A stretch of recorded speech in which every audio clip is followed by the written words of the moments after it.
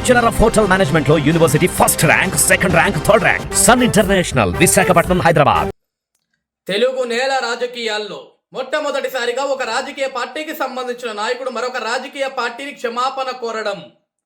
నారా లోకేష్ ఏదైతే నిన్న గౌరవ ముఖ్యమంత్రి నారా చంద్రబాబు నాయుడు గారి మడకశిర పర్యటన సందర్భంగా అక్కడున్న పోలీస్ అధికారులు ముందస్తు అరెస్టుల పేరిట ఏదైతే సిపిఐ పార్టీ, సిపిఎం పార్టీకి సంబంధించిన నాయకులు గృహ నిర్బంధన చేశారో ఆ గృహ నిర్బంధనపై ఏదైతే ఆ పార్టీకి సంబంధించిన నాయకులు ఏదైతే ఒక లేఖను రాశారో ఆ లేఖకి వెంటనే స్పందిస్తూ మమ్మల్ని క్షమించండి కామ్రేడ్, మేము చేసిన తప్పుకి క్షమాపణ కోరుతున్నాం.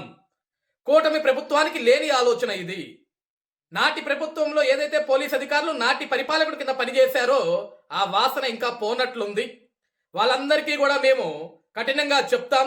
భవిష్యత్తులో ఈ ప్రజాక్షేత్రంలో, ఈ ప్రజాస్వామ్యంలో ప్రశ్నించే వాళ్ళ ఎవరి మీద కూడా గృహ నిర్బంధనలు ఉండవు. దానికి మేము మాటిస్తున్నాం. మా కూటమి ప్రభుత్వం తరపున మేము చేసిన తప్పుకి మమ్మల్ని క్షమించండి అని కోరటం అంటే హ్యాట్స్ ఆఫ్ లోకేష్ అన్న.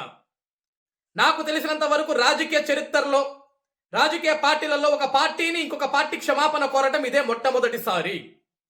ఇది రాజకీయం అంటే. ఒక రాజకీయ నాయకుడికి ఉండాల్సిన లక్షణం ఇది. ఒకప్పుడు ఇదే ఆంధ్రప్రదేశ్ రాష్ట్రంలో ఏదైతే వైసీపీ పార్టీ ఉందో ఆ పార్టీకి సంబంధించిన వ్యక్తులు ఇదే వ్యక్తి నారా లోకేష్ గారి గురించి అనేక అవమానాలు చేశారు, అనేక హేళనలు చేశారు, అనేక ఇబ్బందులు పెట్టారు. ఎంతమంది ఎంత అవమానం చేసినా, ఎన్ని మాట్లాడినా సరే నవ్వుకుంటూ పక్కకు వెళ్ళిపోయాడు తప్ప ఏ రోజు కూడా వాళ్ళ మీద విచక్షణ రహితంగా మాట్లాడటం ఎప్పుడు కూడా నారా లోకేష్ గారు చేయలేదు.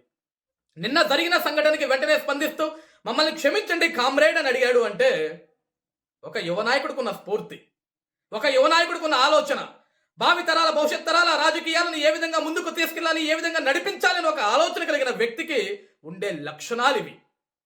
ఏ రోజన్నా గడిచిన 5 సంవత్సరాల్లో వైఎస్ జగన్మోహన్ రెడ్డి లాంటి వ్యక్తి ఈ విధంగా ఒక క్షమాపణ లేఖ ఎవరికైనా రాశాడా? ఆడపడుచుల్ని బూటి కాళ్ళతో తన్నించాడు ఏ ఒక్క ఆడ కూతురు కన్నా ఒక లేఖను రాశాడా? అన్యాయంగా రైతన్నల మీద కేసులు పెట్టి ఎస్సీ ఎస్టీ కేసులు పెట్టి జైళ్ళకి తరలించాడు ఏ ఒక్క రైతనకైనా క్షమించమని ఒక లేఖను రాశాడా? అనేక మంది యువత విద్యార్థులు మాకు జాబ్ క్యాలెండర్ ఏది అని అడిగిన రోజు వాళ్ళందరి మీద కేసులు పెట్టి వాళ్ళని జైలు పంపించాడు తప్ప ఏ రోజునా సరే ఒక్క నిరుద్యోగికి ఈ విధంగా ఒక లేఖను రాశాడా? అది ఒక సైకోకి, ఒక మంచివాడికి ఉన్న తేడా.